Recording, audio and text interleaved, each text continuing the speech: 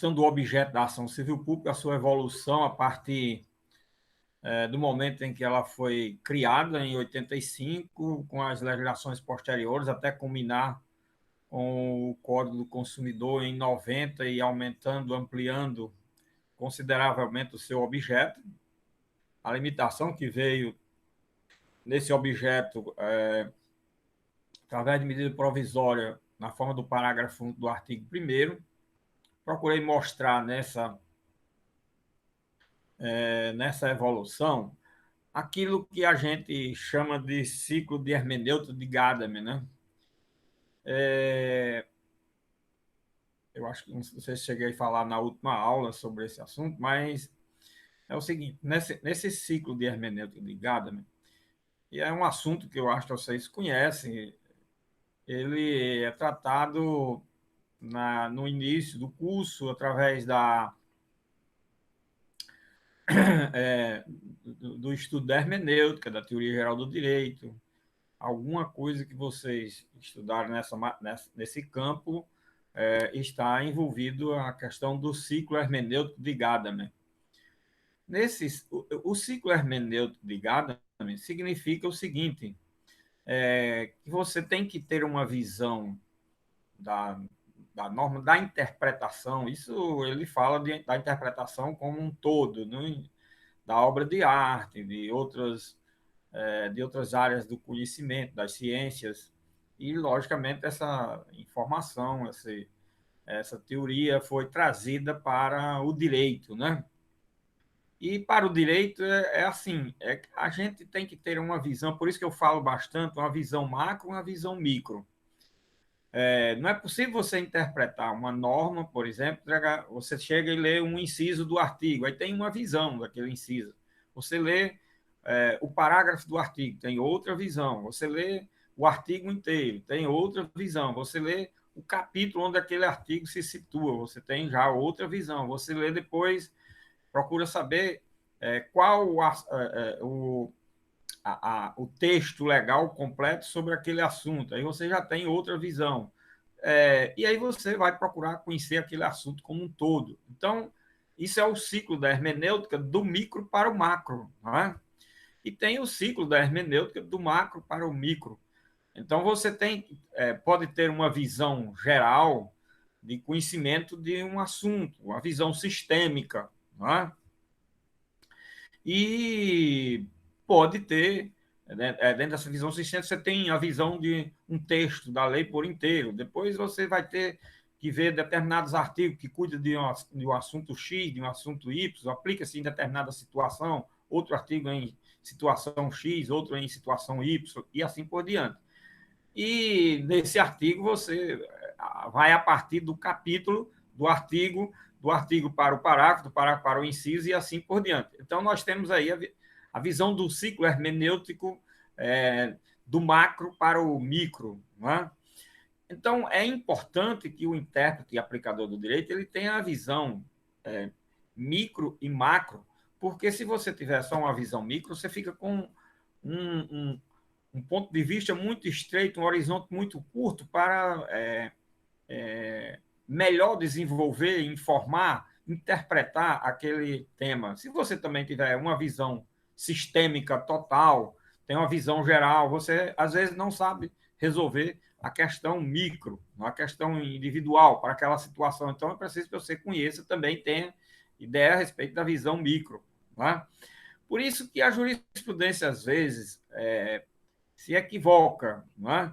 Porque a jurisprudência, o julgamento, o juiz, ele é muito voltado para uma visão micro. Ele fica procurando um dispositivo na lei sobre aquele assunto. Às vezes só a lei não resolve, precisa que se faça uma inter-relação com a Constituição, com outras leis, porque a visão hoje não é mais a visão da vinculação ao princípio da legalidade, mas sim ao princípio da ordem jurídica, ao princípio do direito. Então, essas coisas precisam ser vistas. Por isso que a gente, olhando aquela evolução que eu mostrei quanto ao objeto, ela está trabalhada exatamente em cima dessa perspectiva.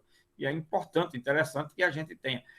E eu digo sempre que o profissional do direito é importante que ele tenha uma visão macro, porque o profissional do direito é muito voltado à visão micro. O advogado, o juiz, o procurador, o promotor, eles se voltam muito a estudar aquele caso concreto, vai buscar um dispositivo e às vezes esquece da visão macro e erra muito. Nós temos, por exemplo, muitos erros que existem, equívocos, não ser uma boa decisão do Supremo, do STJ, e eu já indiquei aqui situações, é exatamente que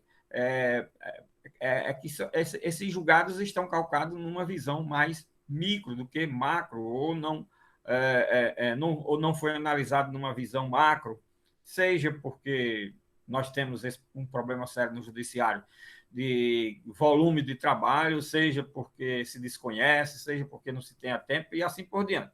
Então, é muito importante, eu digo sempre, que o profissional do direito, o militante do foro, por exemplo, ele também tenha uma visão macro, porque às vezes ajuda muito a se entender, compreender aquela matéria. Ou seja, nós temos que ter a visão macro e micro, não é?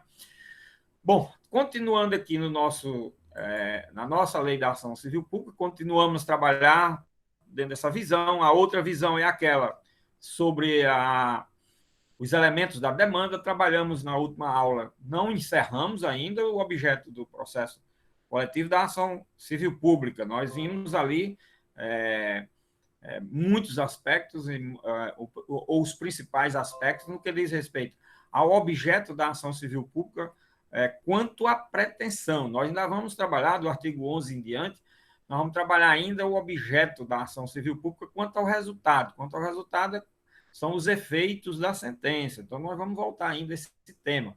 Mas antes da gente passar para esse tema de objeto da ação civil pública quanto aos efeitos da sentença, quanto ao resultado, certo? Vamos trabalhar aquele segundo elemento da demanda, que é a questão dos sujeitos na relação jurídica e processual. Né? Sobre os sujeitos na relação jurídica e processual, é importante, interessante também afirmar aqui, olha, os sujeitos na relação jurídica e processual que a gente viu no módulo passado, foi os sujeitos no que tange a todos os sujeitos do processo coletivo, que vocês, inclusive, devem ter trabalhado o assunto no trabalho, na avaliação, não é isso? Muito bem. Agora nós estamos vendo sujeitos de forma individualizada para cada instrumento processual.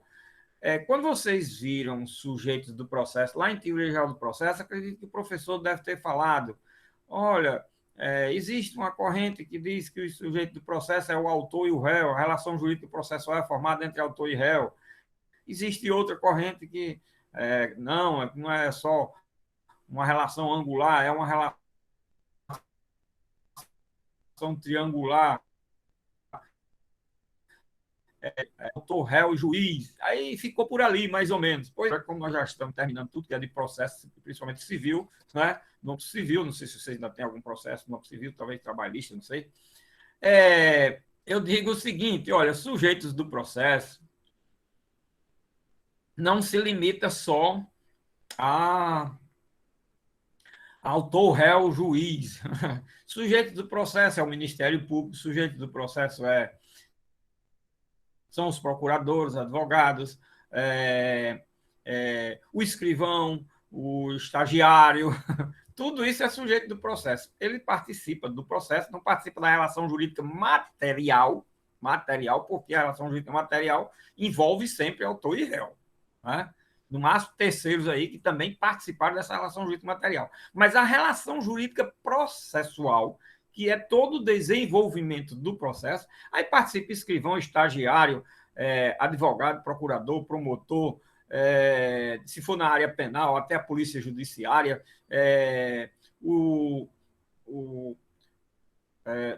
nas perícias, o perito, o assistente técnico, e assim por diante, os pareceres que são emitidos, todos esses sujeitos compõem os sujeitos da relação jurídica processual. Repare como é interessante. Então, aquela visão, olha aí, a evolução da leitura, da compreensão, do entendimento do que é sujeitos do processo. Quando vocês viram teoria geral do processo, e depois de teoria geral do processo, sei demais o que é sujeito do processo. Sujeito do processo autor, réu, tem uma corrente que entende que também o juiz integra a relação jurídica processual. Pois é. Aí chega agora, eu incluo mais uma dezena ou uma dúzia de mais outros sujeitos na relação jurídica processual. Na realidade, aqueles sujeitos, autor e réu, na realidade, são os sujeitos da relação jurídica de direito material. Inclui o juiz, aí já passa a ser sujeito da relação jurídica processual. E com todos esses que eu estou falando, eles, de uma forma ou de outra, colaboram, contribuem para o desenvolvimento, para o desenrolar, para o esclarecimento, para a dinâmica do processo. A relação jurídica processual, todos esses sujeitos participam. Olha aí a visão sistêmica, já bem diferente. A visão do ciclo hermenêutico de Gadamer, você tinha uma visão de sujeito do processo, agora a visão tem que ser outra, e quando terminar o curso de Direito tem que ser com essa visão. Você não pode terminar o curso de Direito só dizendo, os sujeitos do processo só tem autor, réu e juiz. Pelo amor de Deus, você está muito distanciado do que você vai ler. Aí você vai ler um autor que informa isso, aí você fica ali, nossa, esse autor não teve um professor que falasse isso, eu não vi falar nisso na faculdade, não. Pois é, pelo menos ouvi falar aqui, tá certo? Então, sujeitos do processo é todos aqueles que participam do processo, da relação jurídica processual. Agora, se você trabalhar o sujeito do processo, aquele que você está trabalhando, o objeto do processo que diz respeito aos sujeitos da relação jurídica de direito material, o objeto da relação jurídica de direito material, que esse é o objeto do processo, que é o objeto do processo, a relação jurídica, o negócio jurídico, o conflito que existe no âmbito do direito material, que é trazido para o processo. Nessa relação aí, só tem autor e réu mesmo. O juiz entra com uma relação jurídica processual, para presidir o feito. O escrivão, para impulsionar o feito, e vai por aí afora. Cada um dando a sua contribuição. A testemunha, o perito contribui para esclarecer os fatos, para enriquecer a prova do processo quanto aos fatos que foram postos, e assim por diante. Essa relação jurídica processual participa todos esses sujeitos. Estão vendo aí o detalhe, como é interessante? Para poder a gente ter, agora, quando se falar em sujeitos do processo, ter uma outra visão, não ser aquela visão estreita apenas com relação à questão da relação jurídica triangular, certo? Muito bem. Aqui no processo da ação civil pública, nós temos, primeiro, que já foi até visto, vocês trabalharam isso aí na prova, né? Está muito fácil, que é a questão do artigo 5º, a questão da legitimidade. Nós já vimos. E tem legitimidade para propor a ação principal e a ação cautelar, certo? A ação principal e a ação cautelar. Quem? O Ministério Público, Defensoria Pública, a União, o Estado, o Distrito Federal, municípios, as autarquias, empresas públicas, fundações ou sociedade de economia mista, de todas essas entidades. A associação, que concomitantemente, aí vem aqui a questão da associação, que eu vou chamar a atenção para um aspecto interessante dela, que sempre as associações têm muito aspecto interessante.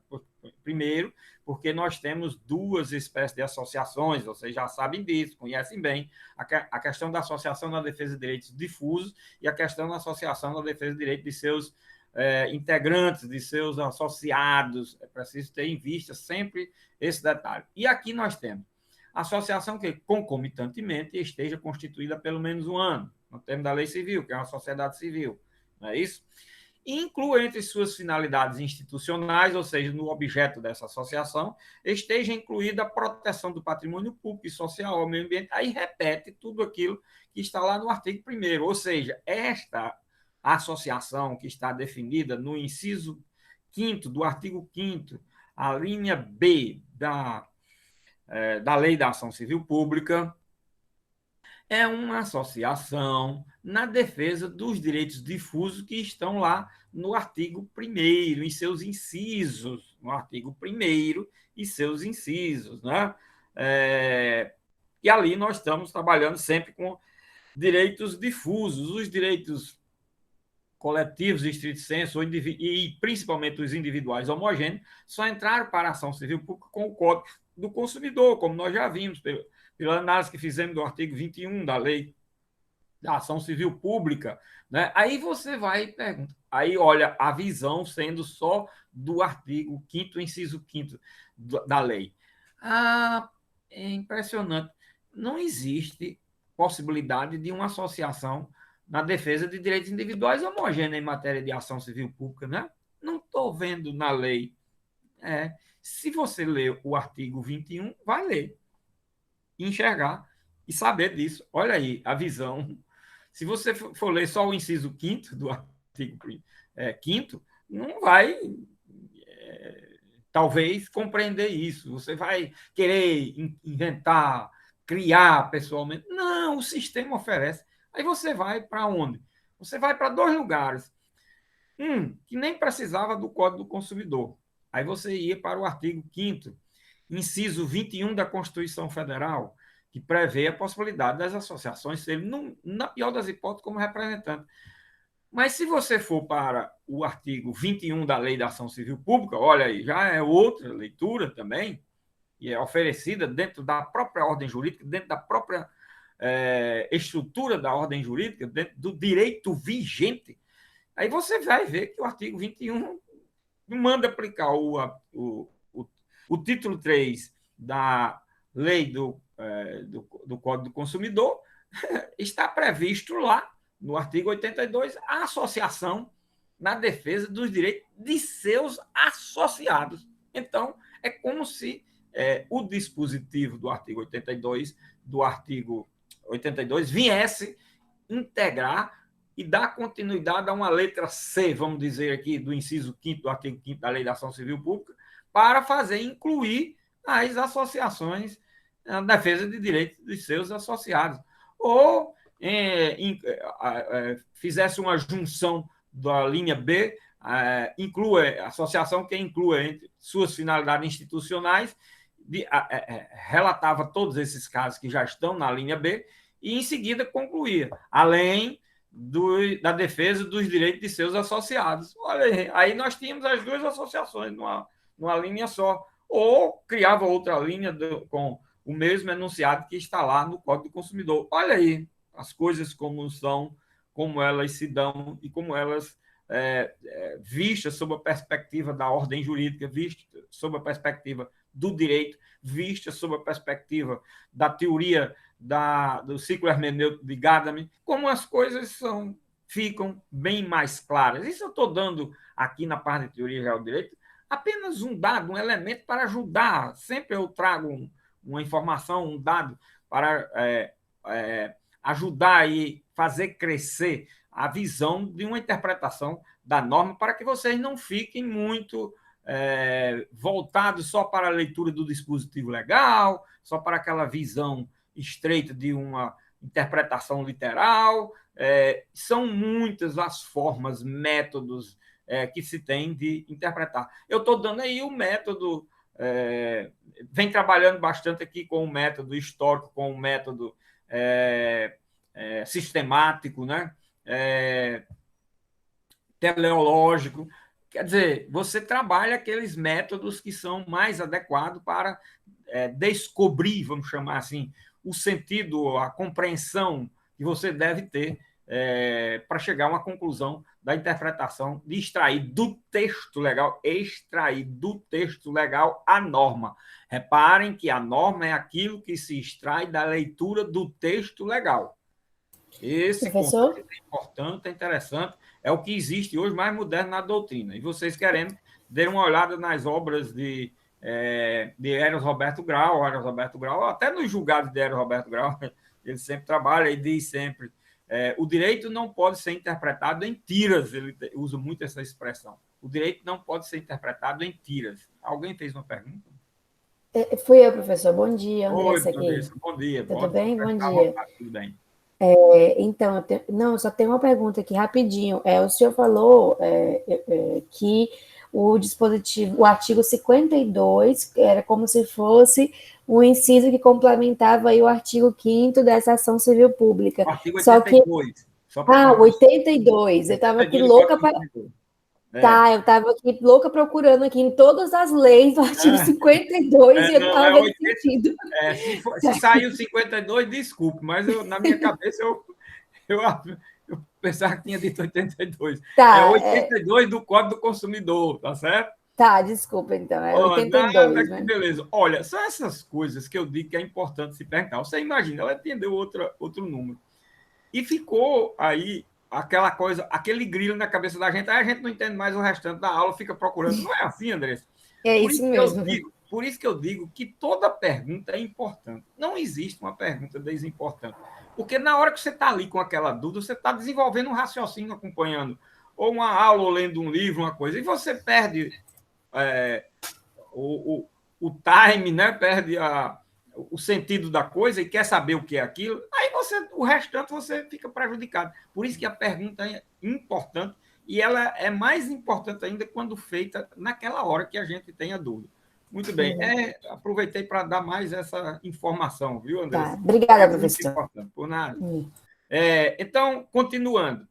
Então, vocês vejam, quando a gente termina de ler o artigo 5º, caput, na sua completude, e visualizando essa perspectiva, combinado com o artigo 21 da Lei da Ação Civil Pública, nós vamos ver que a associação também existe a possibilidade dela ser legitimada na defesa de direitos individuais homogêneos em matéria de ação civil pública.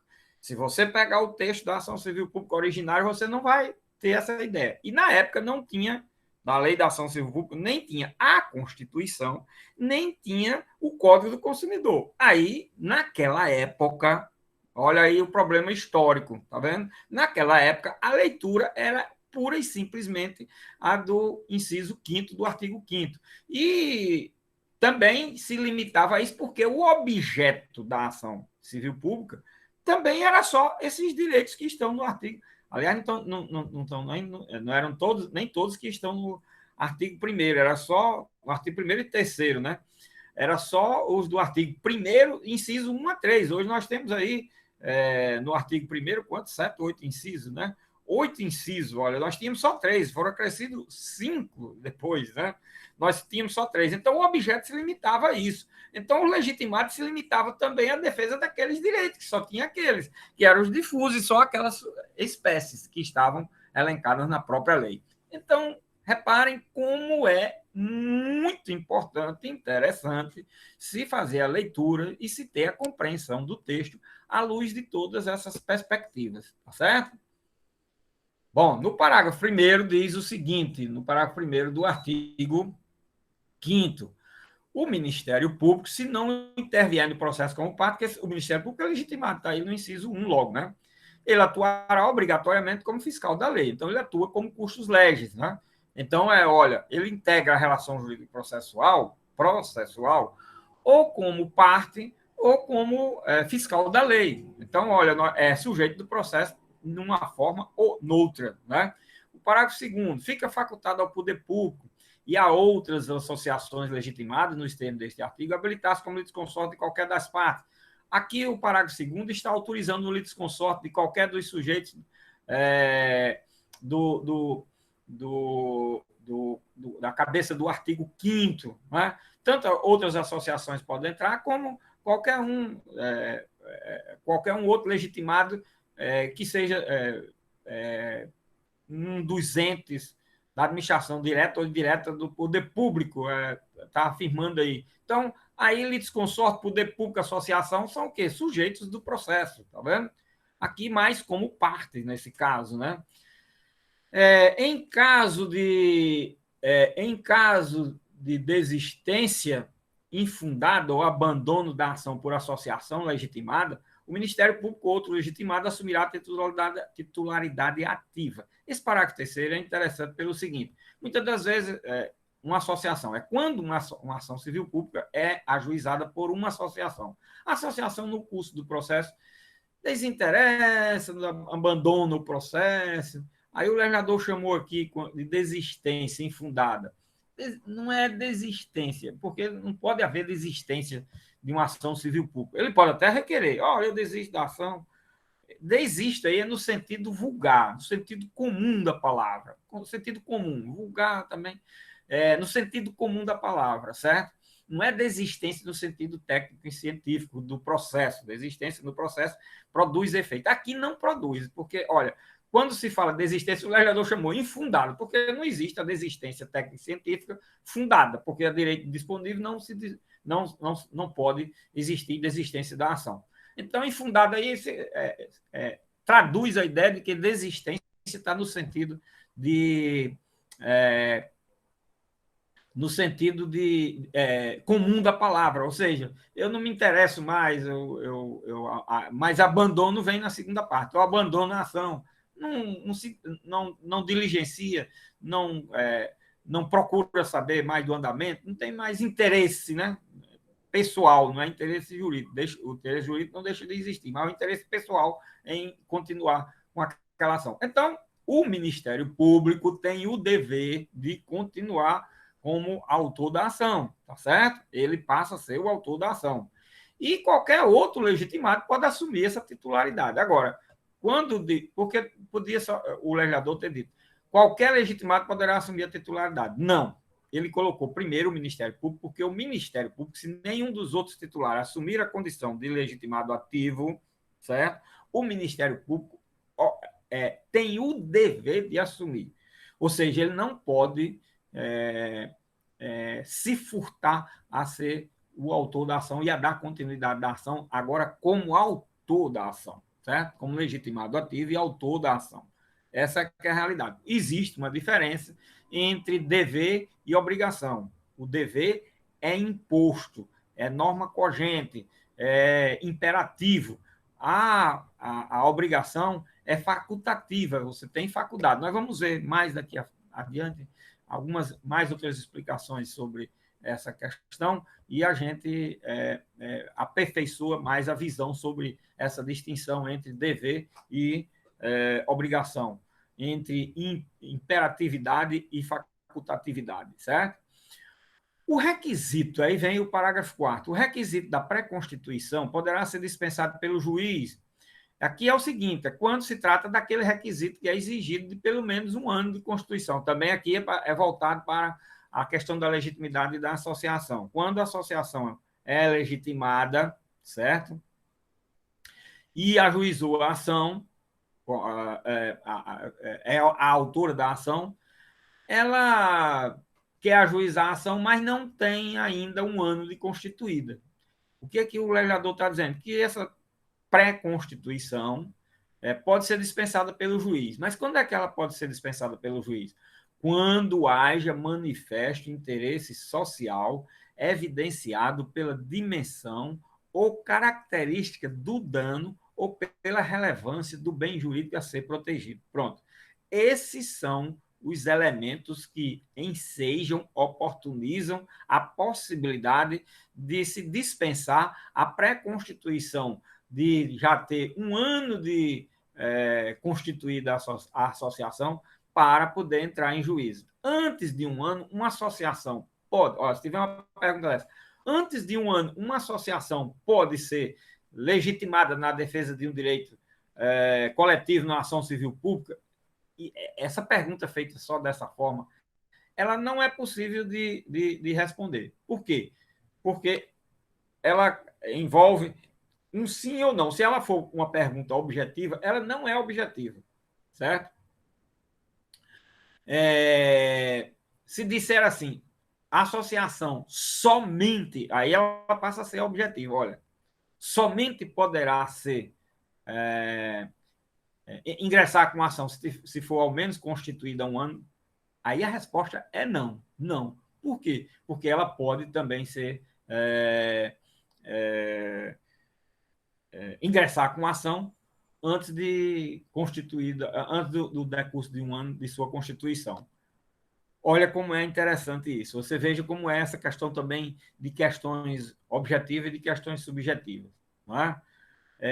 O subjetivismo está exatamente aí em haver possibilidades de resposta, ou mais de uma resposta sobre aquele assunto, né? Enquanto o objetivismo só existe uma resposta. Então, é preciso ter cuidado como é que a questão está sendo formulada, né? Como é que a questão está sendo formulada. Se for uma prova objetiva, porque uma prova objetiva, a resposta tem que ser só uma, né? E na prova subjetiva, não. Aí você explicita a ou as situações que existem a respeito daquele assunto. Ok? Então, o parágrafo 4 é a questão da dispensa do requisito da pré-constituição com base nesses requisitos, nesses pressupostos, de que haja manifesto interesse social evidenciado pela dimensão ou característica do dano. É um dano de alta relevância, eu tenho que ajuizar logo essa ação e a associação só tem 3 meses, 4 meses, 6 meses de constituído. Esperar mais 6 meses é uma coisa absurda. Não tem outra associação, as outras associações não têm interesse e vai por aí afora. Ou pela relevância do bem jurídico a ser protegido. É um bem de relevante interesse social, indisponível, é um bem que diz respeito ao ramo do direito ambiental, ao direito difuso do consumidor, isso provoca uma grande perda da efetividade desses direitos e vai por aí afora. Dependendo da situação concreta, é que eu vou utilizar o argumento. Reparem que o legislador ele oferece os dados, os elementos, até para eu poder justificar, arrazoar, fundamentar uma determinada situação peculiar que pode se apresentar dentro da própria ordem jurídica, diante de fatos que possam ensejar essa análise, esses fundamentos, certo? Muitas das vezes o próprio legislador oferece essa daí, é uma das hipóteses, ok? Bom, no parágrafo 5º desse artigo 5º, nós temos aí tudo que nós estamos falando são sujeitos do processo, tá vendo como é interessante? Ou diz respeito aos sujeitos do processo. Admitir-se-á o litisconsorte facultativo entre os Ministérios Públicos da União, do Distrito Federal e dos Estados, na defesa dos interesses e direitos de que cuida esta lei. Esse parágrafo é muito interessante. Ele foi incluída essa possibilidade de litisconsorte com o Código do Consumidor, né?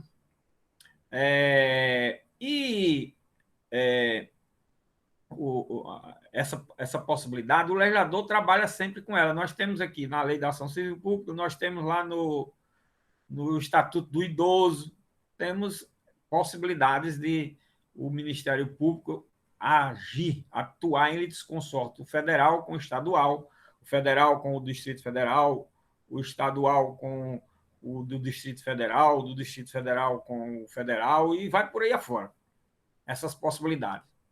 Mas a jurisprudência é quase que unânime pacífica no sentido de não aceitar esse dispositivo. Vocês vejam o seguinte, ela não declara a inconstitucionalidade, nem tem argumentos maiores para afastar a aplicabilidade desse parágrafo 5º. Mas ela continua faceira em rejeitar a possibilidade de aceitação.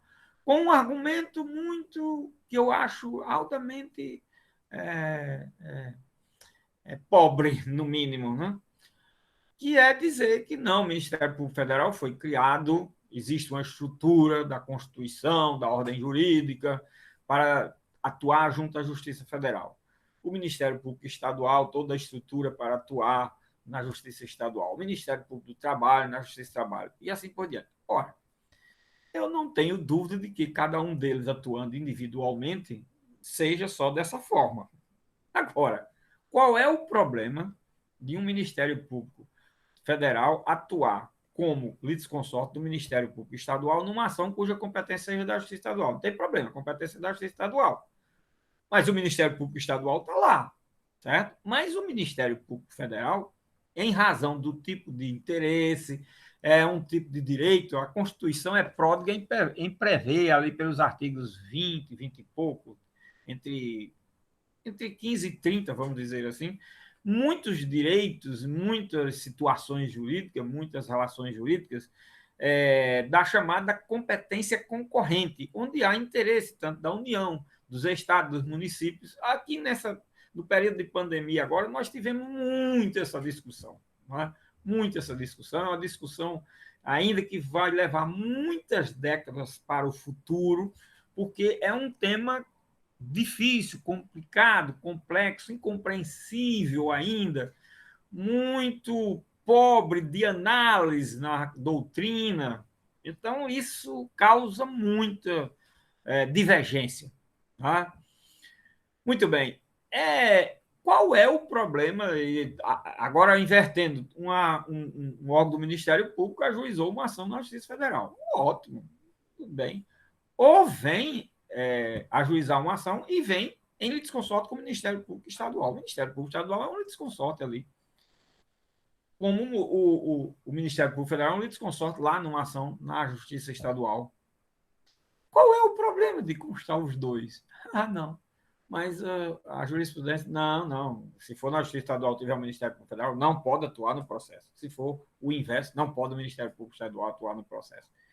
Eu acho isso uma excrescência. Não vejo nenhum problema em que, atuando de forma litisconsorcial, possa atuar normalmente em qualquer uma das justiças. Por isso que eu sou... Mas o legislador não tem dado muito cabimento a essa posição da jurisprudência, não. Isso já vem desde a época aí de 90, que a jurisprudência é muito repulsiva a essa aceitação do parágrafo, mas aí o legislador, em 2002, nem se preocupou, em 2002, 2003, o Estatuto do Idoso, criou a mesma situação também, possibilidade de litisconsórcio facultativo entre os Ministérios Públicos. Não deu o menor caminho, até porque a norma não foi declarada inconstitucional até hoje, ela não foi retirada da ordem jurídica.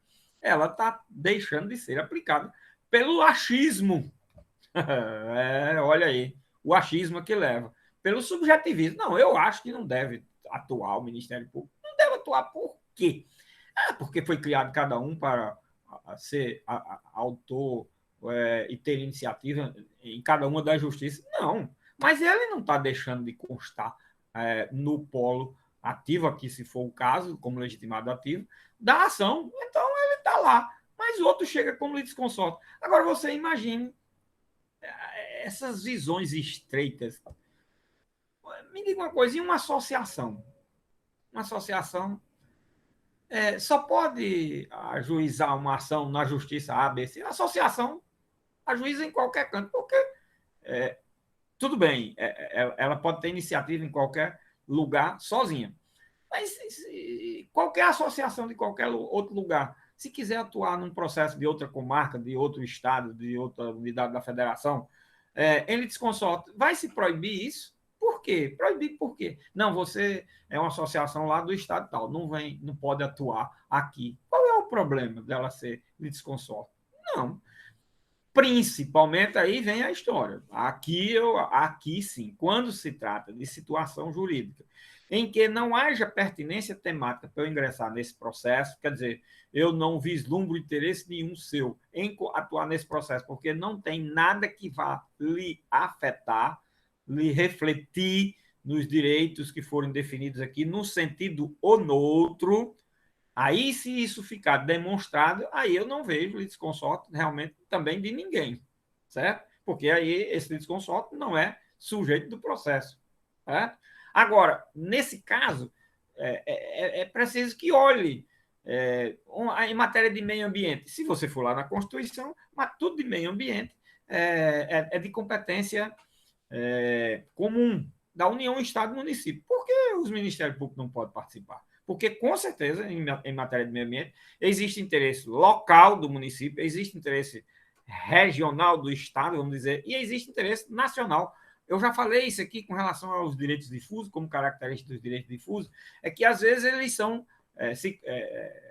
constatáveis apenas de uma determinada situação num lugar qualquer, que a gente aparentemente acha que aquilo não tenha maiores repercussões. Mas também dei exemplos que aquele lugar qualquer que está afetado um direito difuso, como a poluição de uma lagoa, a poluição do ar de uma determinada região, ela afeta, em princípio, só mais a região, mas afeta qualquer pessoa de qualquer parte do mundo em termos de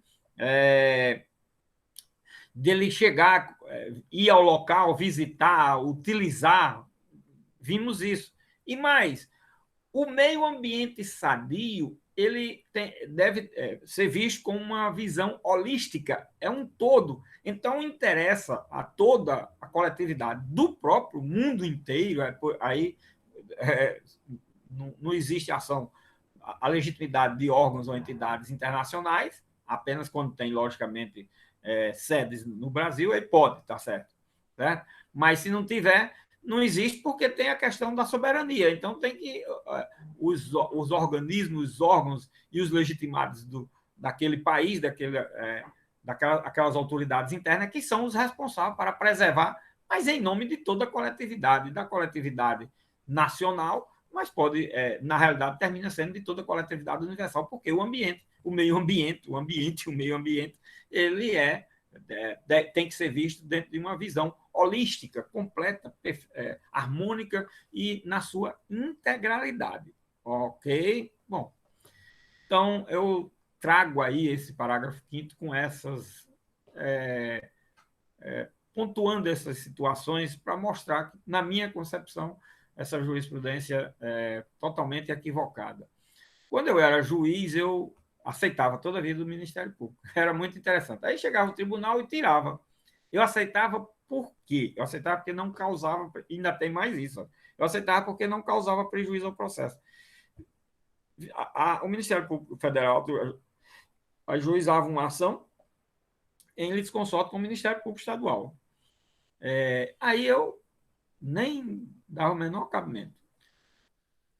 Dava continuidade à ação como litisconsorte. Quando chegava no tribunal, logicamente, quando havia um recurso, tinha os dois no polo ativo, aí o tribunal, o Ministério Público Estadual não pode atuar, tá certo, então retira o Ministério Público Estadual. Aí afastava, tirava o Ministério Público Estadual do processo. O processo teria algum prejuízo por isso, em termos de existir, deixar de existir, de se extinguir por isso? Não, o Ministério Público Federal continuava lá, então... Aí, essa era uma jurisprudência que eu não atendia na prática, porque não produzia nenhum efeito contrário à minha posição contrária a essa jurisprudência. Então, isso eu, na própria prática, eu procurava, quando existiam situações que se alegava a ilegitimidade e eu pudesse trabalhar os argumentos, então eu, logicamente, defendia esse ponto de vista, tá certo? Em outros casos, ninguém levantava, também não ia estar justificando porque aceitei. Não, está na lei, a lei não foi declarada inconstitucional, ela não foi revogada, ela não é incompatível com outra, eu não vejo nada que leve a não aplicar esse parágrafo 5º. Bom, aí nós temos o parágrafo 6º. O parágrafo 6º, olha, litisconsorte no parágrafo 5º, sujeito do processo. Parágrafo 6º. Os órgãos públicos legitimados, sujeitos do processo, poderão tomar dos interessados compromisso de ajustamento de sua conduta às exigências legais, mediante combinações que terá eficácia de título executivo extrajudicial. Bom, minha gente, esse parágrafo 3º, terceiro não, 6º, olha aí, eu digo às vezes um número, né? Quando é outro. Esse parágrafo 6º, ele está criando o famoso termo de ajustamento de conduta, o famoso TAC, né? Se fala abreviadamente, termo de ajustamento de conduta. Está prevendo, mostrando o termo de ajustamento de conduta. Esse instituto, termo de ajustamento de conduta, ele, pelo que vocês viram, olha, criado aí por um parágrafo, ele veio de forma assim, meio acanhada, né? Um parágrafo do artigo é que criou o TAC, de uma lei especial, é que criou o TAC, aí vem aquela história, só para ação, matéria de ação civil pública e tal. Mas o Instituto cresceu, a análise, o estudo. Hoje, o TAC é um dos institutos jurídicos mais falado nessa matéria de ação civil pública, na matéria de direitos coletivos, que são os termos de ajustamento de conduta. Isso no âmbito de todas as searas, trabalhista, civil e assim por diante. No âmbito penal de improbidade, nós temos a delação, nós temos a negociação, outras coisas que nós vamos ver lá, tá certo? Aqui, no âmbito civil, da ação civil pública, e em várias outras situações, nós temos o termo de ajustamento de conduta. Então, esse termo de ajustamento de conduta, ele hoje está muito bem estudado na doutrina. Por isso que as propostas de mudança da lei da ação civil pública, da criação de um código de processo coletivo, se vocês pegarem esses anteprojetos, eles estão prevendo esse instituto num artigo 2, artigo 3. Por quê? Porque trabalham já uma coisa bem mais enriquecida, sistematizada, oferecida pela doutrina e o avanço da jurisprudência também sobre o assunto. Mas o que é o termo de ajustamento de conduta? O termo de ajustamento de conduta aqui está falando, na realidade, de um instrumento formado em razão do que a gente chama, para as relações de direito privado, de um acordo, né, de uma transação realizada. Aqui, o sentido de acordo e transação não é muito aceito, nem é muito aplicável, porque no acordo de transação existe sempre a questão das reciprocidades de ônus e bônus.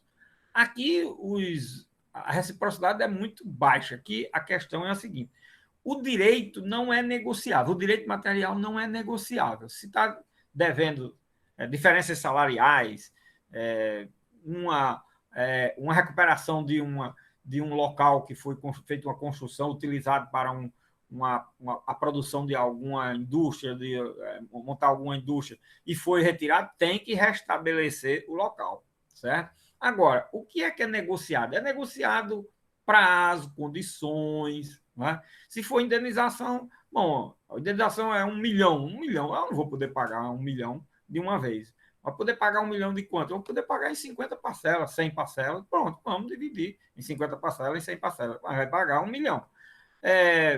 Foi desmatada uma região X, mas você tem que restaurar essa região, você vai restaurar a região.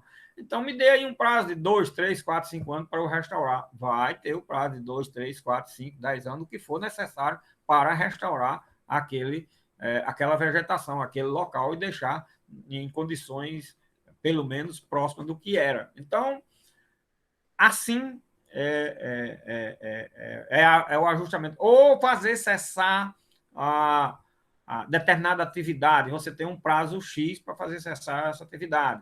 Ou fazer incluir na atividade determinadas cautelas, prevenções, formas de funcionamento da indústria, dessa sua atividade, o que for, de forma que não cause dano ao meio ambiente, ao consumidor, e assim por diante. Depende do caso concreto que eu tenha que trabalhar, certo? O caso concreto é que vai me dar condições de eu passar de eu visualizar essas situações. Agora, o termo, esse ajustamento de conduta, o ajustamento de conduta é exatamente a negociação que acontece como se fosse num acordo, numa transação, tá certo? E aí será transformado em termo. Esse termo, que é o instrumento materializado do acordo, do ajustamento realizado, ele vai servir de título executivo extrajudicial. Agora, se o título executivo for homologado pelo juiz, se for um processo, se tiver um processo em andamento e o juiz homologar o termo, esse título é título executivo judicial. Então, ele vai ser executado como cumprimento de sentença. Se ele for realizado fora do processo e não existe sequer processo sobre aquele conflito, certo? Ele vai ser um título extrajudicial. Aí ele vai ser executado na forma do livro do processo de execução do Código de Processo Civil. Entenderam aí como é interessante? E aí, sobre o assunto, inclusive na própria universidade, muitos trabalhos, tem muitos trabalhos de curso de especializações, em termos de curso de especializações, etc., em cima exatamente da definição, sistematização do termo de ajustamento de conduta, certo? Então, é um tema, e os livros de processo coletivo, de direito coletivo, eles trabalham bastante esse tema, ajustamento de condutas, tá certo?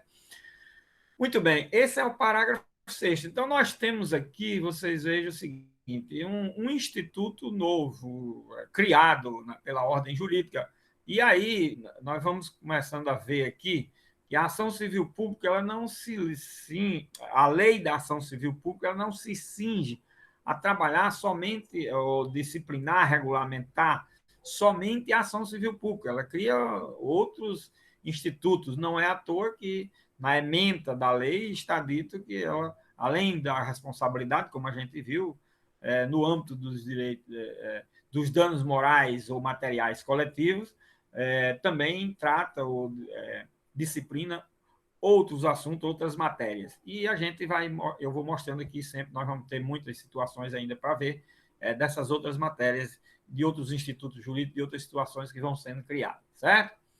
Bom,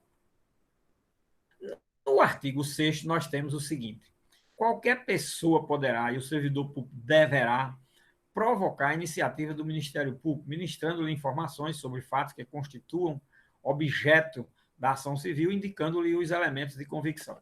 Aqui está dizendo o seguinte, aqui é como disser o seguinte: olha, qualquer cidadão não é legitimado para ajuizar uma ação civil pública. Também nenhum servidor público, aliás, também nem todos os servidores públicos, porque o Ministério Público né, tem legitimidade para ajuizar uma ação. Porém, essas pessoas, qualquer pessoa do povo e qualquer servidor público, a pessoa individual, física, comum, poderá, e o servidor público deverá. Olha aí a diferença entre faculdade e dever. Poderá é uma faculdade. Ele poderá ou não. Se não quiser, não tem problema. E o servidor público deverá provocar a iniciativa do Ministério Público, ministrando informações sobre o fato. Quer dizer, qualquer pessoa que tenha notícias, informações, dados, elementos, que leve a substanciar uma situação de violação que possa ensejar uma ação civil pública. Eu falo aqui ação civil pública, porque nós estamos trabalhando com ação civil pública, mas poderia ser uma ação de improbidade, uma ação penal, um fato que enseja um ato sancionatório ou reparatório, né? Ou de inibitório. A ação civil pública é sempre inibitória ou reparatória. Inibitória na forma do artigo 3º, tá certo? Reparatória na forma do artigo 1º. É importante esses dados, esses elementos, essas informações. Inibitória ali, que é o efeito combinatório, o efeito de uma obrigação de fazer ou não fazer, certo? Lá no artigo 3º, como nós já vimos, já explicamos. Muito bem. Aí, quem tiver notícia, então qualquer pessoa do povo pode, quiser fazer, faz. Agora, o servidor público deverá fazer. Ele tem o dever funcional de levar o conhecimento, primeiro, do seu chefe, se ele for chefe. Se ele não for, eu não tenho chefe, a quem é que eu levo? Aos órgãos de controle externo, órgão de controle externo que a lei indica, ao Ministério Público. Certo? Eu posso levar ao judiciário? Levar ao judiciário. O judiciário, não, você passa primeiro pelo Ministério Público. Aqui nós não podemos ter iniciativa, nem você tem a legitimidade. Pode até você encaminhar para o judiciário, mas o judiciário vai encaminhar para o Ministério Público. Não é? Então, o artigo 6º está criando o quê? A possibilidade de qualquer pessoa do povo provocar o Ministério Público, municiar o Ministério Público de informações de dados para que ele possa ajuizar uma ação civil pública. E o servidor público tem a obrigação, quando ele toma conhecimento de fatos e situações, de atos irregulares, etc., que possa levar a ajuizamento de uma ação civil pública. E logicamente, que dependendo da gravidade dos fatos, podem ser já outra espécie de ação, improbidade, penal, e vai por aí afora, certo? Bom, é sabido, você vê o seguinte, só para dar uma pitada aqui é sabido que isso, na prática, a cidadania no Brasil é muito pouco utilizada, né? O cidadão que exige, ele é visto sempre como uma pessoa até estranha na sociedade. Se for um servidor público, é sempre taxada de espião, de bajulador, das mais excrescentes formas de pessoa inconveniente na administração possível. Essa, infelizmente, é uma realidade, né? E depois o servidor diz, olha, eu for fazer essa denúncia, chama-se denúncia, né? Eu for levar essas informações para o Ministério Público, eu vou ser destituído do cargo, eu vou ser perseguido, eu vou ser isso, aquilo. Olha aí como são as coisas. Então, o servidor público que tenha uma atividade dentro da hierarquia, no máximo ele deve levar, recomendo que ele leve para o chefe e deixe a responsabilidade com o chefe. E informe isso de maneira documentada, né? Que é para amanhã, depois. Você sabia e não passou essa informação, não disse? Não, está aqui. Eu levei, foi assim, assim, assim, assim. Eu levei, mostrei e registrou aquilo, certo? Ao seu chefe, à chefia, etc. Quem está incumbido no controle interno de agir diante de uma situação dessa, certo? Isso no Estado democrático de direito é considerado uma coisa salutar, certo? No tempo da ditadura, isso era ser dedo duro. E ainda existe esse estigma, existe esse preconceito, e por isso ainda existe essa resistência a se fazer isso, certo? Então, também isso não é chegar e fazer pura e simplesmente porque não gosta daquela pessoa, porque não gosta disso, daquilo, aquilo outro, porque acha que as coisas deveriam ser feitas mais de outra maneira. Não, é preciso que seja um ato que leve à ilegalidade, à abusividade e, acima de tudo, cause prejuízo sempre ao erário e esteja diante de uma irregularidade que consubstancie um desses elementos. Porque se você, nós vamos ver isso em probidade, se você leva ao conhecimento da autoridade ou de um controle externo, nos controle interno ou externo, algo que é sabido que não é irregular, você é quem responde realmente por um processo e implica sempre numa responsabilidade contra você. Então é preciso ter cuidado para que as coisas não ocorram de forma meias estabanadas e de forma meia de aventuras ou de ganhar mídia, eita, como isso hoje é perigoso. Bom, aí tudo isso tem esses perigos, mas tem aí o artigo 6º para se trabalhar esse assunto que dá uma obra, um livro, tá vendo?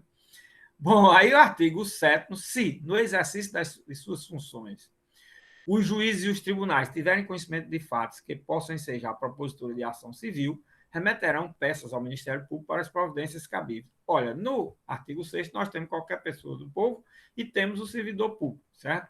Aqui nós temos um servidor público mais, vamos dizer assim, especializado, que são os juízes e os tribunais. Quando é que isso acontece? Isso não acontece quando os juízes e tribunais tomam conhecimento de um fato extra-processo, que está na mídia. Não, é quando ele se depara com situação dentro de um processo em que ele vai analisar, julgar, etc. Coincidentemente, ontem eu participei de uma sustentação oral no tribunal, em que, enquanto a sustentação oral demorou muitas horas para ocorrer, e tive que ficar esperando outras sustentações orais antes, que ocorreram antes, e fui vendo alguns casos. E num dos casos, julgado anteriormente ao caso que eu ia atuar, exatamente era um problema de informações sigilosas do banco, né?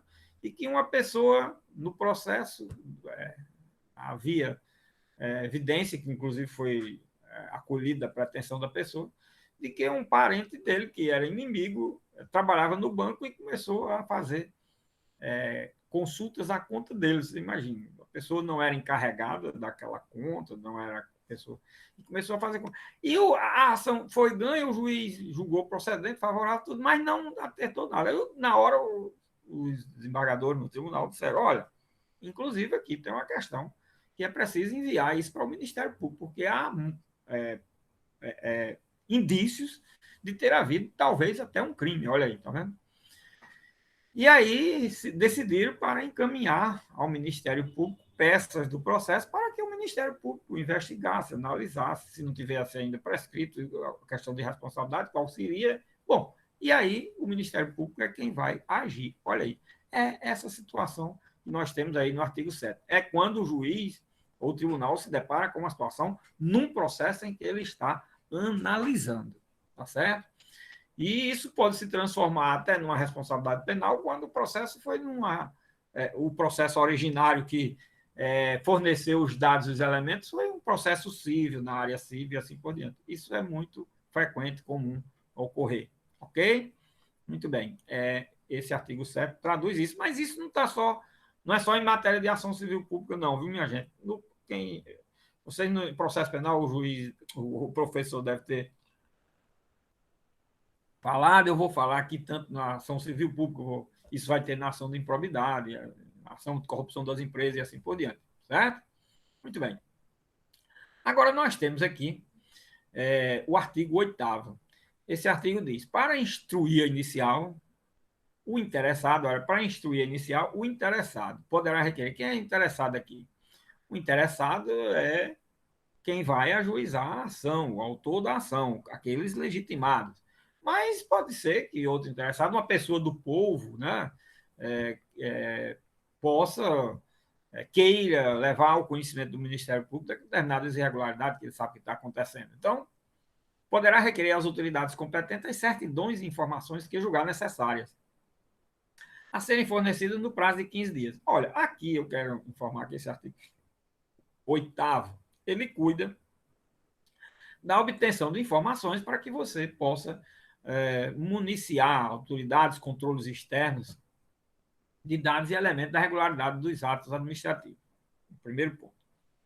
Segundo ponto, aqui dá uma oportunidade de você requerer, tem um prazo para dar a resposta dessas informações, mas eu quero dizer que esse artigo 8º hoje ele está enriquecido por outras normas bem mais atualizadas, como os portais de transparência, né, onde você obtém informações aí, às vezes não precisa de requerer nada, você mesmo preenchendo um determinado formulário,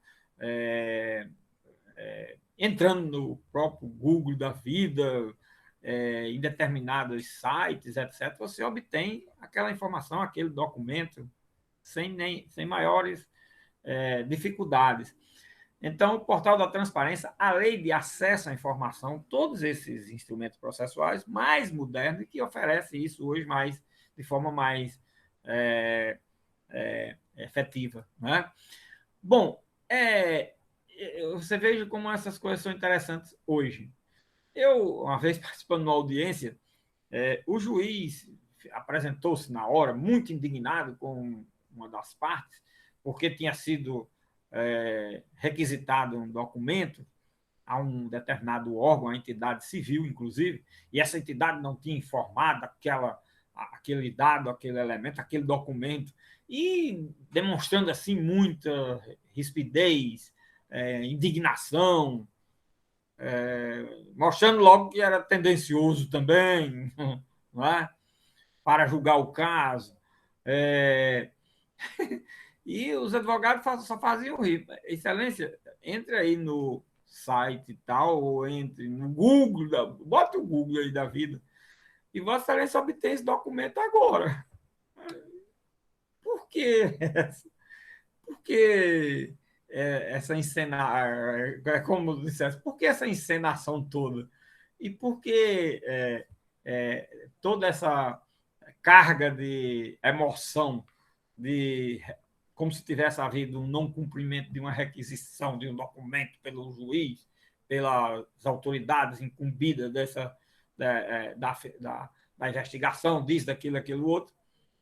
Isso só é jogar aí no Google da vida e no site de tal órgão que o senhor obtém isso agora, na hora, até por telefone aqui, no próprio telefone, no celular, olha, no celular, no tablet, no computador, qualquer pessoa obtém isso agora. Quer dizer, se desconhece que hoje as coisas não precisam mais ser tanto quanto eram em épocas que não existiam essas facilidades, né?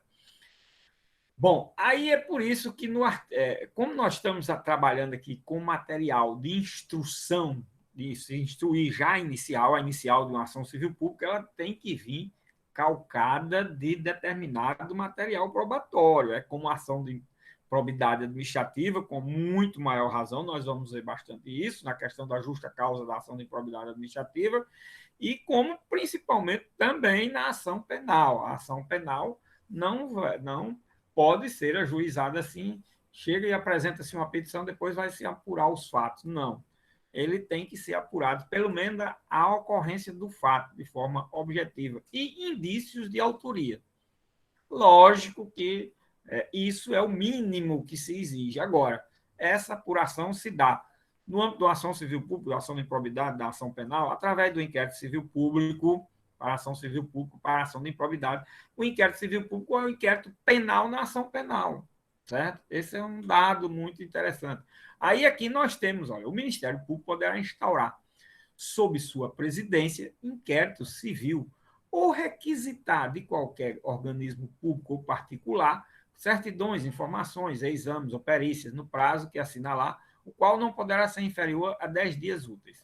Bom, aqui nós temos dois institutos muito interessantes em matéria de direitos coletivos, um e o outro em matéria de direito administrativo. O de direito coletivo é a questão do inquérito civil. Olha, o inquérito civil está criado, ou foi criado, está criado porque foi criado através desse parágrafo 1º do artigo 8º da Lei da Ação Civil Pública, em 85. Em 88, ele foi para a Constituição Federal, lá no artigo 129, inciso 3, como eu já falei. Tá certo? E, logicamente, adquiriu um status constitucional e adquiriu um status bem mais relevante do que tinha aqui, voltado exclusivamente para uma ação civil pública. O inquérito civil nasceu para instruir uma ação civil pública. Quando foi para a Constituição, aí passou-se a trabalhar a hipótese que o inquérito civil também se prestava a instruir uma ação de improbidade administrativa, a partir de 92, com a Lei de Improbidade Administrativa. E depois, não, ele também se presta a se instaurar a ação penal. Aí isso foi, logicamente, houve uma resistência inicialmente do Supremo, da jurisprudência, em alargar essa possibilidade, porque estava previsto na Lei da Ação Civil Pública, estava previsto na Constituição, no artigo 129, inciso 3, também no caso de ação civil pública, e não poderia se alargar esse entendimento. Mas isso nos primeiros 10 anos da Constituição, houve uma resistência, depois o Supremo foi cedendo para a ação de improbidade, e aí, para ludibriar a ação de improbidade, é por isso que vocês podem ver aí, na Justiça, algum de vocês que vem estar, que por acaso estagiou em algum escritório ou nos Ministérios Públicos da vida, tem ações civis, ações de improbidade, que eles denominam de ação civil pública de improbidade. A ação de improbidade é pública, tanto como é uma ação penal, eu não chamo ação pública penal, não precisa dessa denominação. Mas isso foi colocado, essa denominação, principalmente nas petições e nas distribuições e constados das capas de processo, para mostrar que tinha sido instruído o processo com uma ação, com um inquérito civil, para apuração de fato no âmbito de uma ação civil pública. Só que essa ação civil pública estava, na realidade, sendo por ato de improbidade, e era sancionatório, não era só reparatório ou inibitório, como é a ação civil pública. Olha, a ação civil pública ela é reparatória e inibitória. A ação de improbidade é sancionatória. os elementos relevantes dessas ações.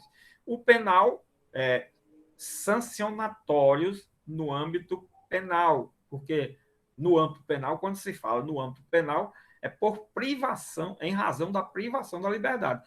Porque a restrição ou perda de direitos existe hoje no âmbito civil e no âmbito penal. A substituição da pena privativa de liberdade por restritiva de direito é o quê? A substituição da sanção penal por uma sanção civil.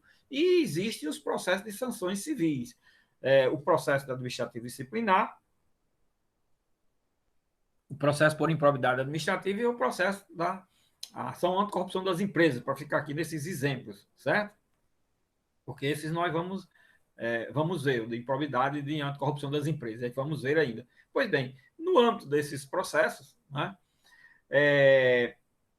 se trabalha a questão do inquérito civil também para se apurar. Esse é um ponto. Né? No âmbito desses processos, nós temos aí a finalidade de cada um. Então, a ação civil pública, efeitos, resumidamente, num sentido bem resumido, efeitos reparatórios e inibitórios. Onde é que estão esses efeitos, professor? No artigo 1º, no artigo 3º.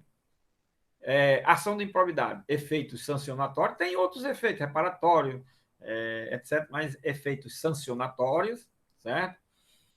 E no penal, efeitos sancionatórios, chamado de efeitos penais, exatamente pelo fato de ir lá e no máximo das sanções, que é a privação da liberdade. Então, nós temos hoje uma estrutura da ordem jurídica aqui que eu estou apontando de forma muito sucinta para mostrar a vocês como é que está nesse âmbito, principalmente do chamado processo coletivo, dos direitos coletivos, de processos coletivos sancionatórios, processos administrativos sancionatórios, que é um tema, uma matéria hoje muito rica e muito atual ainda, uma fase embrionária da doutrina. Tem já alguns trabalhos, autores, livros, mas ainda muito pouco, mas isso é um assunto que vai crescer muito, vai crescer bastante, e é um nicho do direito que está aí em evolução, tá certo? Bom, então o inquérito civil, minha gente, eu quero chamar a atenção, foi criado aqui, está aqui na ação civil pública, está aqui o dispositivo que criou o inquérito civil público, e eu estou mostrando aí a evolução. Bom, essa evolução da jurisprudência chegou ao ponto do Supremo aceitar o inquérito civil público, tanto para ação de improbidade como para ação penal. Hoje, muitos ministros do Supremo se arrependem disso, né? Mas ainda está prevalecendo essa jurisprudência. Por isso que a coisa desandou de forma também meia descontrolada, ao ponto de que hoje existem já discussões de alterar essa parte da Constituição para restringir determinadas situações em razão dos abusos que se cometeu nesse tempo decorrido e de situações que está sempre aí nas páginas dos jornais, da imprensa, da mídia, de qualquer que seja a forma aí em que a gente vê. Então, tudo isso é assunto, temas que estão na ordem do dia. Eu quero mostrar a vocês por isso. Então, um ponto era esse do inquérito civil. O outro ponto aqui é um ponto voltado para o processo coletivo. Esse primeiro agora, o segundo voltado para o direito administrativo, que é o Instituto da Requisição. Esse instituto é muito caro, muito bem trabalhado no direito administrativo, mas ele, na prática, é muito mal visto ou mal empregado, principalmente a expressão é muito mal empregada. Né? Requisição, o Instituto da Requisição no direito administrativo significa ato de força, ato de cogente, imperativo, certo? E, por ser um ato dessa natureza, ele está vinculado à questão da legalidade estrita. É preciso ter uma previsão expressa em lei que autorize uma requisição. Isso é previsto na Constituição também, né, de forma mais genérica, né? Mas é preciso depois que as leis específicas de cada atividade indique, primeiro, a possibilidade de existir requisição. Segundo, quem pode requisitar, porque qualquer autoridade não pode fazer requisição. Mas até o bombeiro pode, às vezes, fazer requisição. No incêndio, quando está havendo um incêndio num prédio, tem um prédio vizinho, o corpo de bombeiro chega e ocupa, aquilo dali é uma requisição forçada, não é?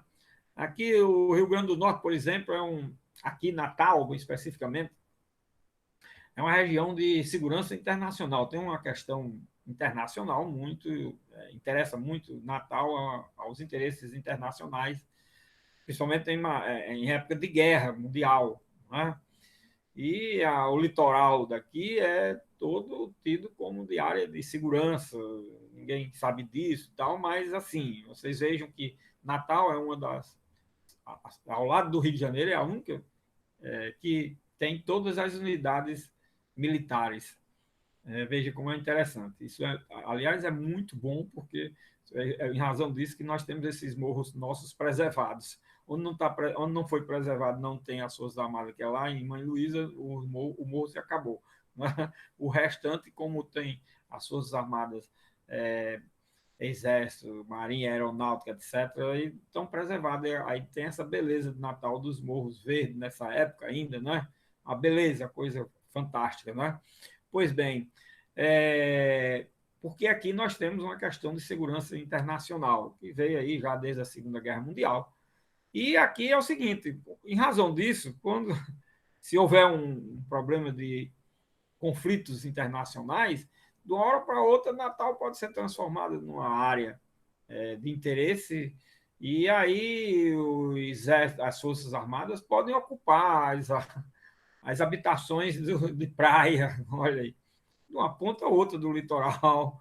Então, isso se trabalha com a hipótese de não vir a ocorrer, mas pode ocorrer, é possível, e é uma requisição. Bom, falando disso daí, vamos para as coisas mais do nosso dia a dia. É muito comum se utilizar essa palavra requisição entre funcionários de órgãos públicos.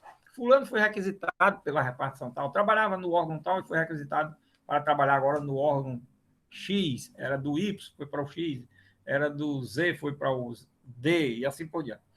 Essa linguagem é absolutamente equivocada, ela não é verdadeira.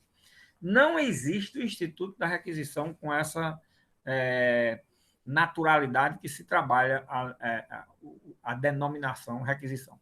Ali o que existe em 99% dos casos são sessões. Sessões é o seguinte: alguém está querendo ir para uma repartição por um motivo qualquer, porque a repartição precisa, porque a pessoa quer, e aí a repartição que vai receber faz um ofício, a repartição que vai ceder, perguntando, indagando que a ela interessa o funcionário X e se a repartição cede. Se ela tiver boa vontade e quiser ceder, cede. Se não tiver, não quiser, não puder, também não cede.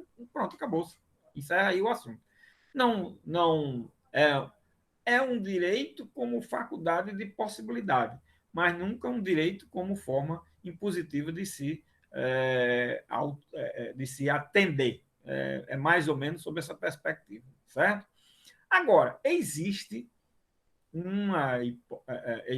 situações de requisição, aquelas previstas na lei. Os únicos órgãos públicos que têm o poder, e para previsto em lei, de requisitar servidor público é a Justiça Eleitoral, certo? Os órgãos da Justiça Eleitoral, os juízes eleitorais e os tribunais, certo?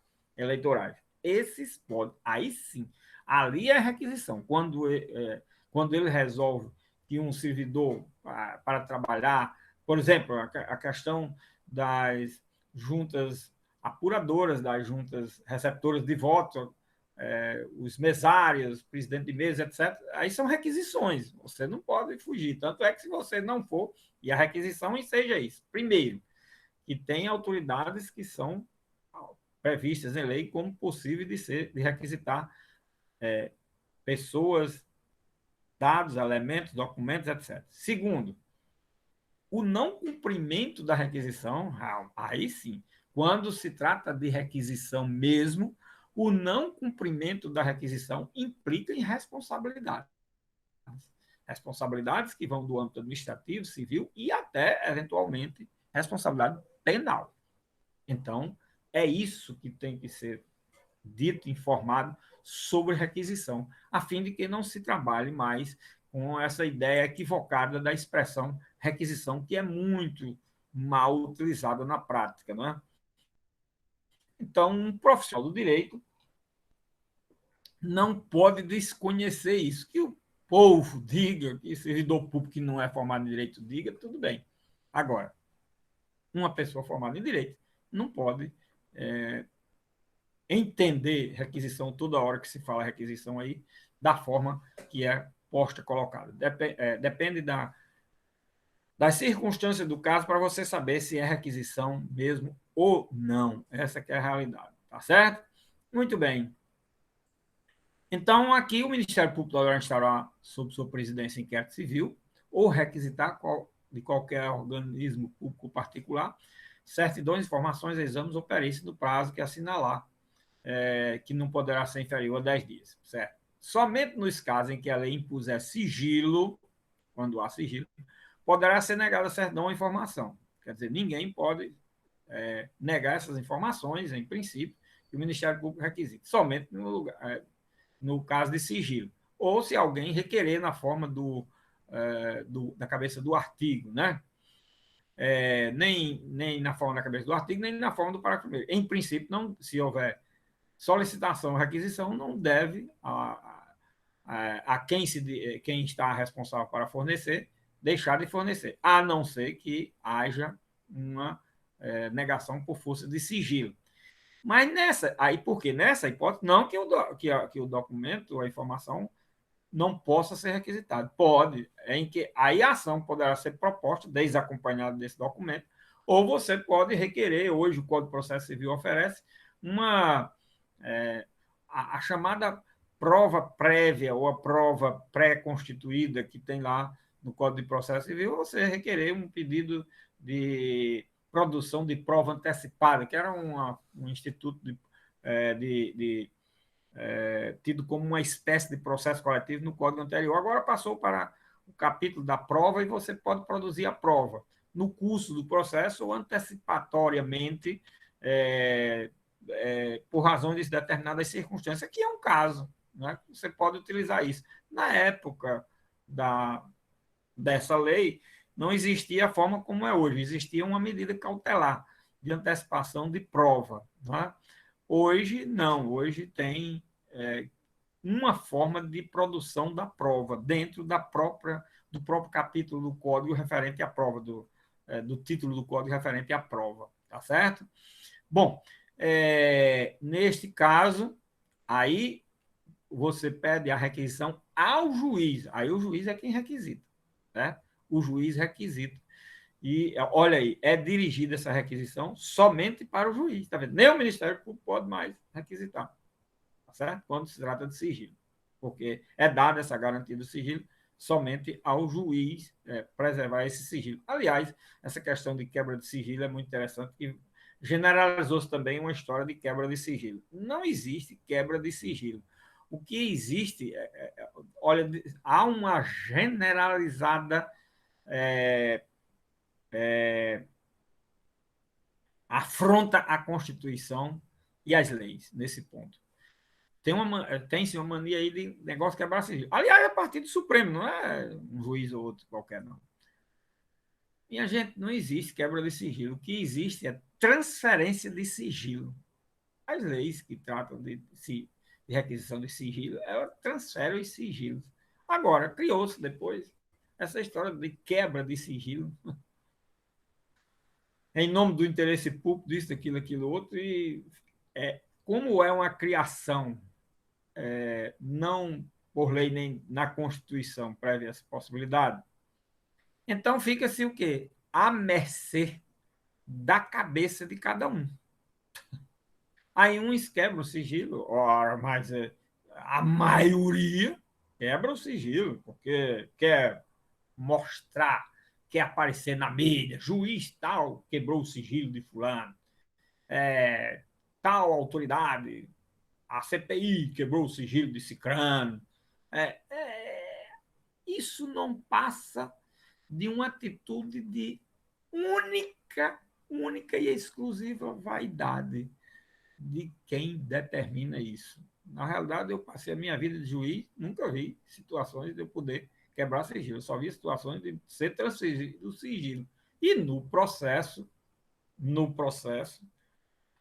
as partes ter o direito de acesso àquela informação. Se essa quebra de sigilo se desse depois, ela podia dar, primeiro, por autorização da pessoa, e segundo, por a responsabilidade de cada uma das partes que tivesse acesso a essa informação.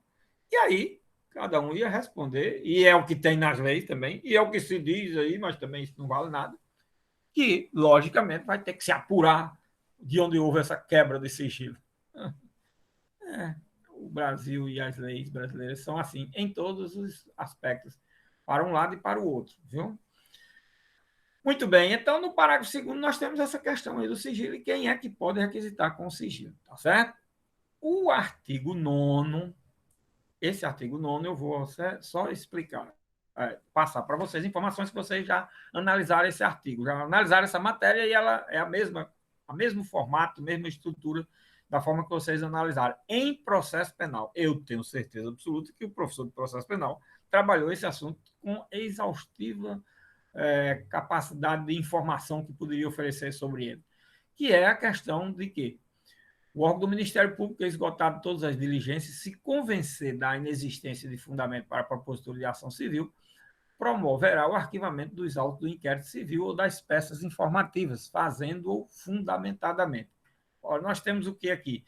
Nós temos a hipótese de arquivamento do inquérito civil público. O Ministério Público instaurou o inquérito civil público e não chegou a apurar sequer elementos que pudessem ensejar uma ação civil pública que enseja reparação de dano e um efeito inibitório. Não passou, não alcançou nem isso. Então, não alcança também, logicamente, atos de improbidade, nem muito menos penal. Então, vai o quê? Arquivar. E como é que se arquiva o inquérito civil? No procedimento que está disciplinado nesses parágrafos do artigo 9º, que são os mesmos procedimentos que vocês viram em matéria de processo penal para o inquérito penal. A mesma coisa. Tudo aquilo que é dito com relação ao inquérito penal repete-se aqui para o inquérito civil público, certo? Pronto. Então, o artigo 9º eu deixo aí nesse ponto. O artigo 10, eu quero só chamar a atenção aqui, o artigo 10, ele diz o seguinte: constitui crime punido com pena de reclusão de 1 a 3 anos, mais multa de 10 a 1.000 ORTM, a recusa, o retardamento ou a omissão de dados técnicos indispensáveis à propositura da ação civil, quando requisitados pelo Ministério Público. Olha, nós vimos aqui que o Ministério Público pode requisitar documentos, informações, uma série aqui no artigo 8º, né? Certidões, exames, perícias, tudo isso. Agora, vem a pergunta: o não atendimento dessas requisições implica em responsabilidade penal? Aí, olha, a resposta é sim ou não. Ou sim e não. Sim, se for se tratar de uma requisição de dados que sejam técnicos e só aquele órgão, aquela entidade possa oferecer, possa fornecer. Aí, sim, nós estamos diante de uma responsabilidade penal e essa responsabilidade está prevista aos efeitos das sanções no artigo 10 da Lei da Ação Civil Pública, certo? Agora, é um documento, é uma informação, é um dado que eu posso obter por outros meios, que não só aquela requisição. E o caso do exemplo que eu mencionei do juiz, com toda sua empáfia, reclamando da parte que não tinha fornecido os dados, a informação, e isso poderia ser obtido num Google da vida, não passa de empáfia. Por quê? Porque não era uma coisa essencial. Ora, o que não é essencial para a ação civil pública não é essencial para uma ação penal nem para uma ação de improbidade. Não. O que eu posso obter sem ser através da requisição, eu obtenho, não precisa da requisição. Ou se eu fizer a requisição, é só por para querer demonstrar o poder de autoridade, o abuso do poder público sempre. O poder é muito tendencioso a ser abusivo. Eu mostrar autoridade, poder, eu obtenho isso independentemente daquilo. Pronto. Acabou-se.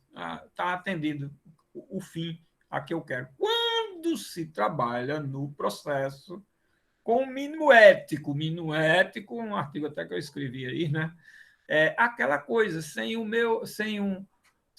ter um interesse na causa, eu tenho um interesse público de apurar e responsabilizar e julgar o fato, certo?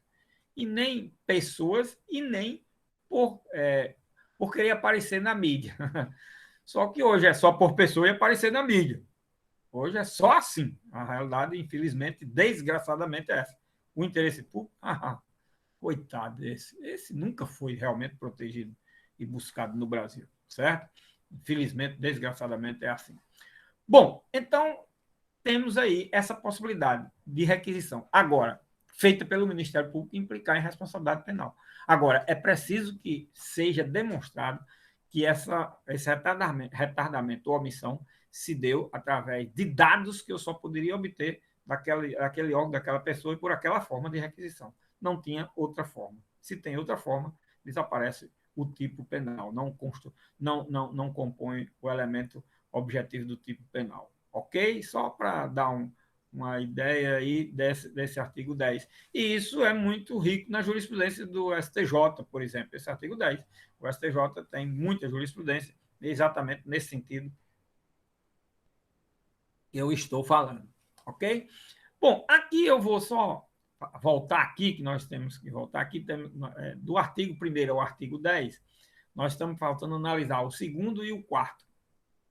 O segundo só na próxima aula, não vai dar tempo hoje. O quarto, vamos fazer aqui uma rápida análise. Esse artigo, ele prevê, olha, ele é um artigo que cria uma outra ação dentro da ação civil pública, dentro da lei da ação civil pública, né?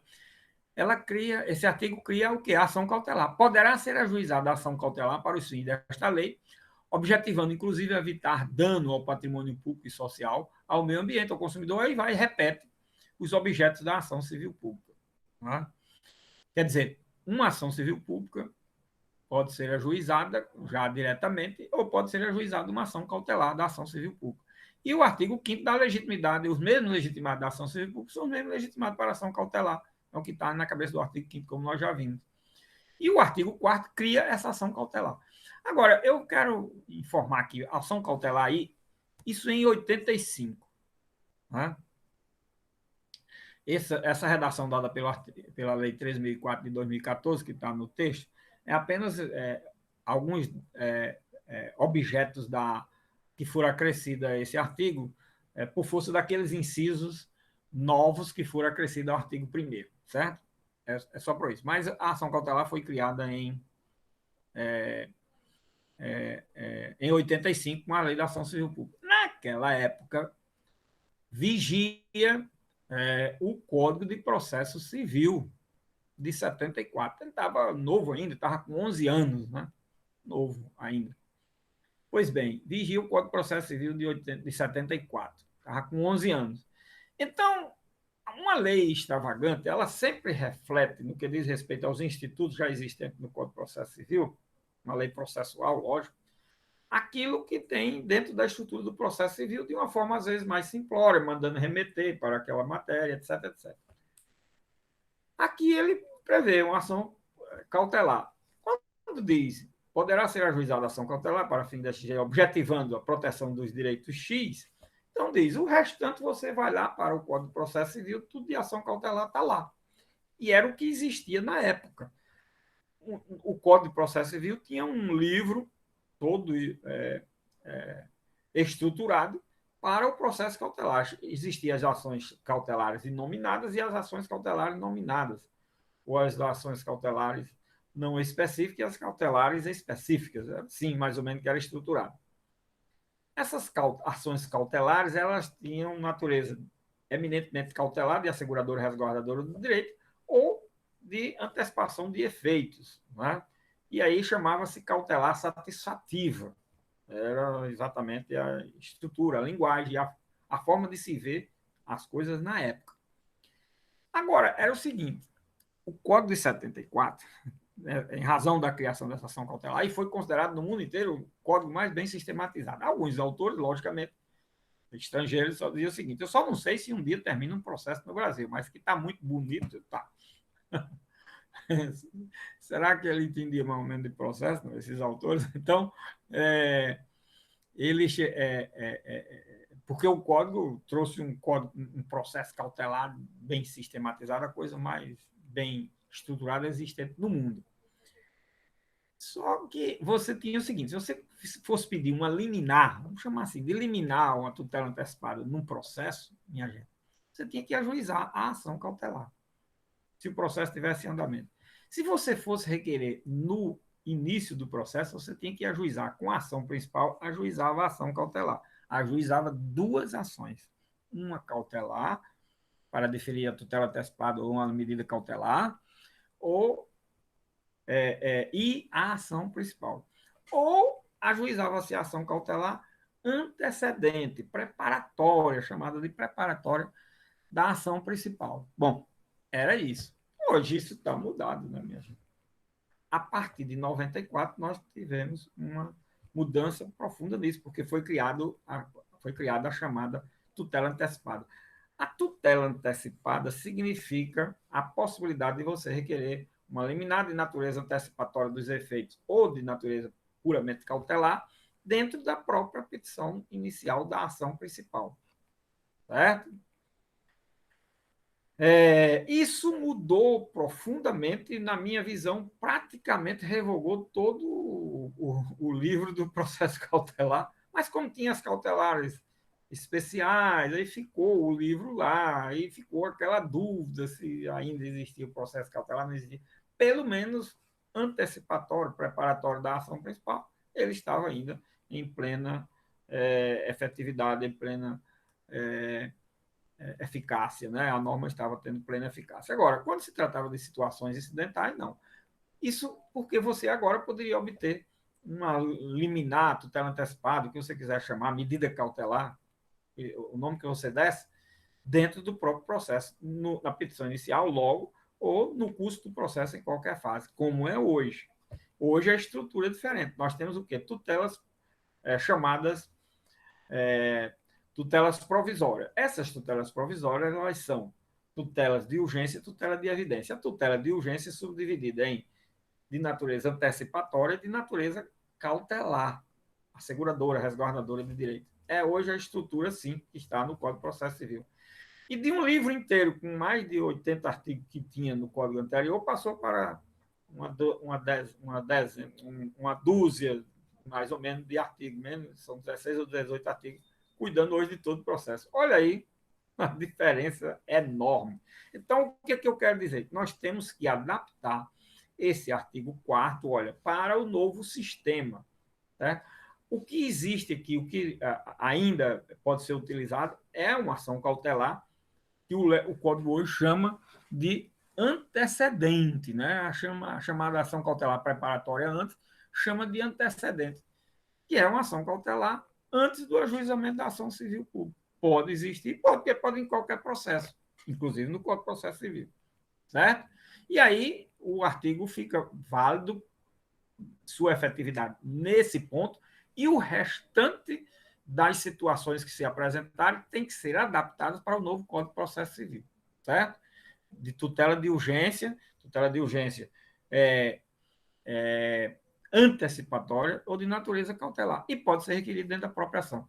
Antes da reforma de 94, minha gente, só existia 5 possibilidades dessa tutela antecipada ou dessa liminar ser concedida na petição inicial. Só existia 5 situações. Primeiro, a própria lei da ação civil pública, no artigo 12, que nós vamos ver na próxima aula. Segundo, a lei da ação popular. Terceiro, o mandado de segurança. Quarto, as ações possessórias do Código de Processo Civil. E quinto, o próprio livro da ação cautelar, do processo cautelar do Código de Processo de 74. Só existiam essas 5 possibilidades. Com a reforma de 94, a criação ou mudança da redação do artigo 273 do Código de Processo Civil, foi criada a tutela antecipada, que é uma espécie de liminar para todo e qualquer processo, possibilitando esse caminho. Então, é isso que eu quero deixar informado para vocês com relação a esse artigo 4º, ok? E aí a gente vai ficando por aqui, porque na próxima aula nós vamos começar, hoje é sexta, né? Hoje é sexta, né? Na próxima aula nós vamos começar, que é segunda-feira, logo, né? Trabalhando o artigo 2º. Esse artigo 2º eu gosto dele porque em razão da divergência que existe da interpretação do artigo, qual foi a leitura final que foi feita, e que se casa com aquilo que eu falo da questão da interpretação com a completude de conhecimento sobre a matéria e com a não completude de conhecimento sobre a matéria, ou de análise, não é de... Às vezes, a questão é que o órgão julgador, não é que ele não saiba, ele simplesmente foge a querer analisar todos os aspectos. E quando se foge, logicamente, a interpretação é possível que saia diferente. O resultado e a aplicação do direito seja de forma diferente. Esse artigo 2º enseja isso. Nós vamos analisar um julgado do Supremo e outro do STJ, os dois em sentidos diametralmente opostos, certo? E que vai ensejar eu, mais uma vez, reforçar esse ponto de vista e vocês verem como isso que eu digo não é uma criação minha, não. É uma criação de quem estuda o direito. Isso é só uma questão de conhecimento, que eu falo sempre para vocês. Conhecimento, conhecer a matéria. Se conhecendo, se sabe, certo? Sem conhecer, não se sabe. É ciência de conhecimento. Já falei isso para vocês diversas e inúmeras vezes e vou continuar falando. Que é para você, cada um de vocês, inserir na mente que direito não se adquire nem por osmose, nem por inteligência só. A inteligência ajuda muito, mas é preciso que eu saiba, conheça, me debruce sobre ele. Se não fizer isso, não vem só esperando a boa vontade da natureza para fazer com que eu saiba disso, não. E que Deus tenha me dado a maior capacidade de inteligência, eu não vou saber se eu não enfrentar, se eu não conhecer a matéria no todo. Ok? Muito bem, Professor? Então, por hoje, sim. Professor, como não eu já tenho, deixa eu ter a cara de pau aqui de lhe pedir um favor. É o seguinte, meus motivos são exclusivamente pessoais, tá? O senhor deu um prazo completamente razoável, mas eu gostaria de, se possível e se razoável, solicitar a dilação do prazo da atividade até a segunda-feira. Não sei se o senhor tinha a intenção... Né? Tinha a intenção de corrigir aí durante o final de semana, mas se fosse um final de semana perdido aí, e o senhor puder dar essa dilação até a segunda-feira, o final de semana me seria muito útil para lapidar melhor a minha atividade, porque as 2 últimas semanas me foram muito exaustivas, tanto no âmbito profissional quanto no âmbito acadêmico. Então, me ajudaria muito se o senhor pudesse fazer isso. Obviamente que... se você tem uma situação peculiar, você me passa essa situação peculiar individual, não tem problema, eu prorrogo, certo? Agora, a data da entrega do trabalho de forma genérica é hoje, tá certo? Tá, tudo bem, professor. O seu a gente pode trabalhar individualmente, pode mandar. Eu vou fazer assim, então, eu já estou encaminhada, eu só queria realmente ter o final de semana para lapidar melhor. Eu vou tentar cumprir o prazo, se eu não conseguir, aí eu mando por e-mail a minha situação para o senhor. Pronto, tá bom? Certo. Pode, muito obrigada, então. Mas aí a gente resolve. As coisas casuísticas individuais a gente resolve, não tem problema, certo? Tá bom. Agora, o prazo é hoje, quem puder, e quem não puder, por um motivo justificador, certo?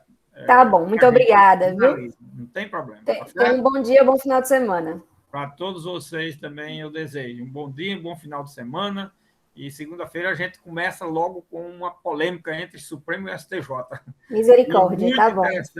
Muito interessante a análise sobre a interpretação desse artigo 2º da lei, para poder depois a gente passar exatamente para o artigo 11 seguinte, que aí vai ser trabalhada a questão dos efeitos da sentença ou do objeto do processo quanto ao resultado que nós vamos trabalhar a partir do artigo 11, tá bom? Um abração, felicidade para todos, bom final de semana, até mais, Twitter, qualquer coisa.